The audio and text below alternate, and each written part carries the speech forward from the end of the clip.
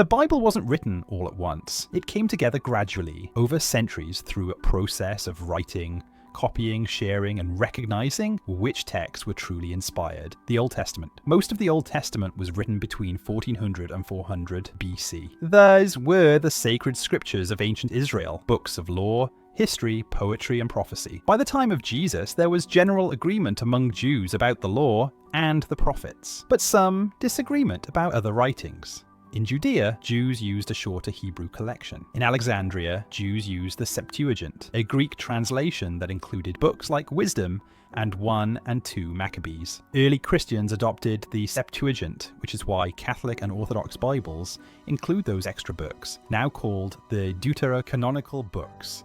The New Testament. The New Testament was written between roughly 45 and 100 AD. Paul's letters came first, then the Gospels, and finally later writings like Revelation. These books circulated among churches, and many were read during worship. But not all early Christian writings were accepted. Some, like 1 Clement and the Shepherd of Hermas, were valued, but never treated as scripture.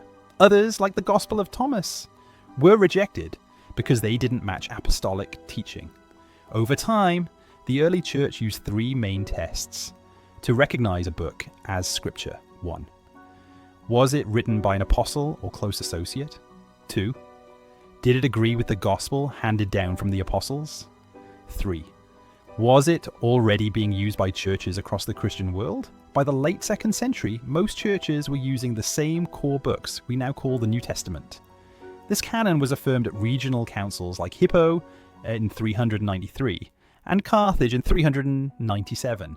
These councils didn't create the Bible. They confirmed the books the church already trusted. So the Bible wasn't decided by a single group at one moment in time. It was formed through the shared recognition of inspired writings by the early church over time.